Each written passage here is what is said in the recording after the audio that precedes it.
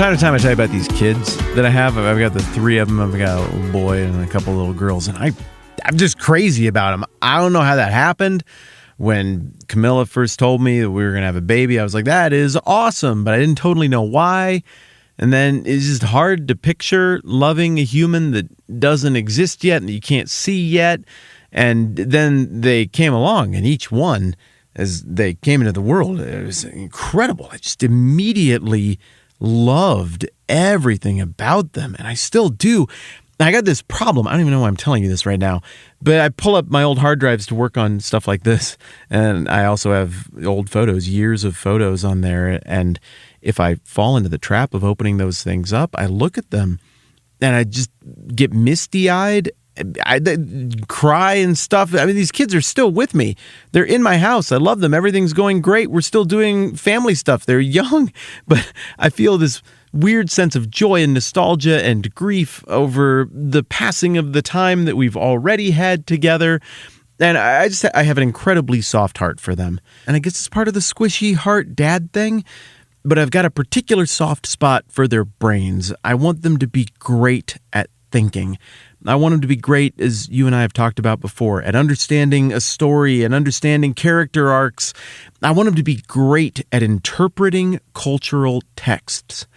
Some of the people I look up to the very most, this is the obscure talent that they have that I admire in them. It makes them wise. It makes them decisive in the moment. It makes them compassionate and merciful. It's orienting for them, not just with the stories they read in books and see on TV and movies and stuff, but it helps them to be really good at the Bible. And so I want my kids to have this skill set. So we're doing this thing where I'd say every night, but it's not every night. But before we go and read in bed and stuff, we do the whole family thing and we kind of sit down. And right now we're working on the book of Mark together. We're like doing what you and I are doing together right now with Matthew, but we're doing the book of Mark. And I'm pushing them real hard and they're doing great. And I'm trying to do this thing where I have graciously very high expectations for their ability to think and comprehend. And so we start light, we tackle really challenging stuff, and then we come back out to pretty light stuff at the end. And I'm constantly asking them, did you understand all this stuff? Did you track with me? Do you get it? Repeat it back to me. Here's some quiz questions. Are you following? What do you make of this? What's your read on it? It's hyper important to me that this not be an exercise in me shouting religious words about Bible things at my kids' ear holes and hoping that somehow some of it sticks. I think it's a recipe for making them resent it. I want it to feel engaging and fun. I want them to look back on this someday and be like, those are some of the conversations where I really learned how to think and decide for myself what I was going to do with this whole faith thing. And so it's very important to me that they be able to say, yeah, I understand, and to repeat some of that stuff back. Well, likewise, you get to the end of the Kingdom Parables discourse in Matthew chapter 13, which is put together by a far better teacher than I am, but hey, I'm taking one cue from him. He gets to the end, and he's also like, all right, did you all get all of that? Now, this might seem like just a normal thing that you do when you're trying to teach something to make sure that you check in with everybody to make sure it worked and there's nothing more that you need to cover. But there's something pretty cool narratively going on with Jesus ending this discourse in this way, because we see this arc on the part of the disciples going from not really getting it right on up to, okay, they're affirming that they do get it. So here's how the Kingdom Parable discourse rounds out in Matthew 13, starting in verse 51. This comes right on the heels of the parable of the net that we've been spending the last few days on. Here's how it goes. Have you understood all these things? Jesus asked. Yes, they replied. He said to them, therefore, every teacher of the law who's been instructed about the kingdom of heaven is like the owner of a house who brings out of his storeroom new treasures as well as old. The end. That's it. There's no more Kingdom Parables discourse. I'm looking for it. That's how the whole thing wraps up.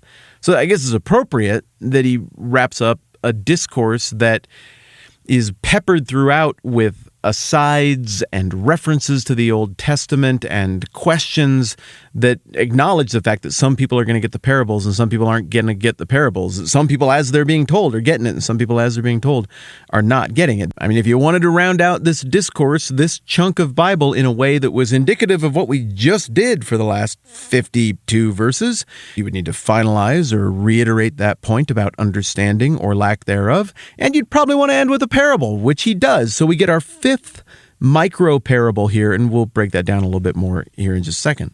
But first, back to the theme of understanding. And I always flip back through this thing. It's pretty interesting. So it starts out with that same day, Jesus went out of the house. It's the beginning of Matthew 13, and sat by the lake. Such a large crowd gathered around him that he had to get into a boat and sit in while all the people were there on shore. And he told them a bunch of things in parables, saying, and then he goes into the parable of the sower. And let's just step back for a minute and do the big picture narrative look at what happens here, because I don't think we've ever done that. So he goes out by the lake. He's near Capernaum. You're going to have a bunch of Galileans hanging around. You're still going to have the temple presence with the scribes and teachers of the law who are coming out from the synagogue that's there at Capernaum, the ruins of which are still present. You maybe have a few Romans kind of sneaking in the back to, we're just making sure there's no sedition here. But really, we get the impression that there's some people who are interested. Jesus has already had a positive effect on some of the Roman occupiers. And you're going to have your merchants and your normal people who are just, taking a break to see what the next awesome thing they're going to get from this Jesus guy is about. And then you've got this inner circle who are there with him as well. Well, it's a lot of people. This is a big event. This is not normal.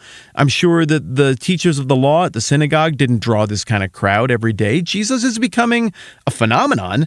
And there's a little spice to it, too. There's some tension and drama. Like, what's he going to say? What are the religious leaders going to say? So people gather around.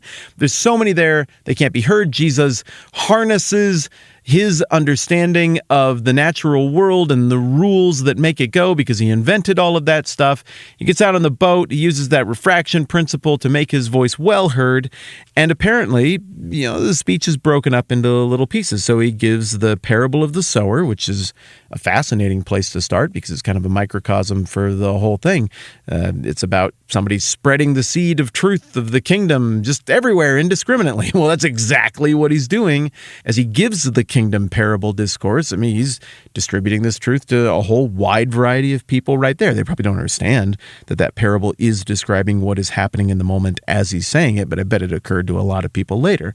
So then apparently we have a little breather, a little sidebar. I don't know if the disciples are out there in the same boat, if they've got a couple of bonus boats out there, or if Jesus comes in for a breather. I don't know, whatever the case. But in verse 10, the disciples, they come up to him and they're like, hey, why do you speak to the people in parables?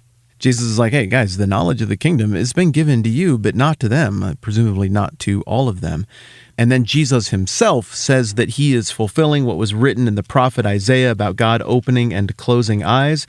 And he's like, hey, the biggest thing that you guys need to take from this is blessed are your eyes and your ears because they have been opened by God for you to see and hear. And it's not just that Jesus is talking about, see and hear like religious stuff, but to see and hear these parables. He's saying you do or you will understand what these parables are about. And then it's a little bit ambiguous in verse 18 when he finishes this aside with the disciples, and he says, listen then to what the parable of the sower means. When he hears the message about the kingdom and he explains the whole thing. Is he answering the disciples' question, hey, why do you speak in parables, to the whole group? Hey, I just got asked a good question here, guys. If I could everybody kind of come back in. I got asked why I speak in parables. Well, here's why I do that. Because the knowledge of the kingdom has been given to you, and then he gestures at his disciples, but maybe not to you. And he gestures to some of the people who are there listening. I guess it could be like that, or it could be that this is all a big sidebar. If it's all a big sidebar, then the explanation of the parable of the sower only goes to the disciples, and it doesn't go to the whole natural amphitheater's worth of crowd here. So then in verse 24, it says, Jesus told them another parable. Well, who is them?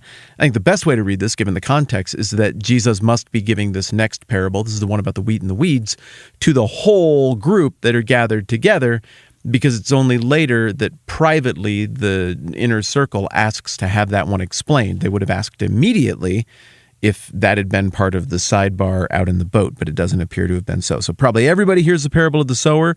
Maybe everybody hears the explanation of that parable. Probably everybody hears the parable of the wheat and the weeds. And then in verse 31, he told them another parable. Well, there's no indication that we're on another sidebar. So the micro parables of the mustard seed and the yeast probably go to everyone once again. And then in verse 34, it's like Jesus spoke all these things in parables. And once again, it deals with this question of open eyes, closed eyes, open ears, shut ears. And then he left the crowd and went into the house. So the audience doesn't tap out. They're not bored. They're not annoyed. They're not like, oh, that's plenty of parables for today. Good golly. No, they probably wanted more, but Jesus puts his boat into shore and he just wanders off. He's like, nah, I'm out. And then they get inside the house back in Capernaum, which is probably a little bit of a walk. Maybe the crowd is trying to follow him and get more out of him, but that's all that we have recorded. And Jesus and the disciples get to the house in Capernaum, Peter's house probably. They shut the door and the disciples are like, all right, you got to tell us what that wheat and the weeds thing meant. And Jesus immediately answers, well, it's like this and it's like this and it's like this. And then he rolls right into another parable that is again private. He tells them the micro parable of the hidden treasure, the micro parable of the pearl of great price. Then he tells them the almost repetitive parable of the net that seems to match with the parable of the wheat and the weeds. And then we get done with that. It ends with another warning about judgment. And then we're into what we talked about today. Have you understood all these things Jesus asked? Now, the answer that we're going to get to Jesus' question here, I think, is much more satisfying after just carefully going back through the whole narrative overview of this discourse. They just say, yep. Yeah, cool. Like, if they're lying, Jesus knows. We already see that. I think that's not just theory. He knows what's going on in people's hearts and what they're thinking, and he seems absolutely satisfied that their answer is truthful. Hey, they get it. Their eyes have been opened. Their ears have been opened. And then he concludes with this little micro parable that we are going to have to tackle tomorrow. Parting note, I have decided to initiate a contest that all of you are going to be invited to participate in, and it has a prize. I've not totally decided what the prize is going to be yet, but I'm not going to tell you about it this time because we're tight on time. So just mental note, put a pin in it. There's going to be a thing, and it's going to be great, and I'll tell you all about it later. Thanks for hanging out with me. I'm Matt. This is the 10-Minute Bible Hour podcast. Let's do this again soon.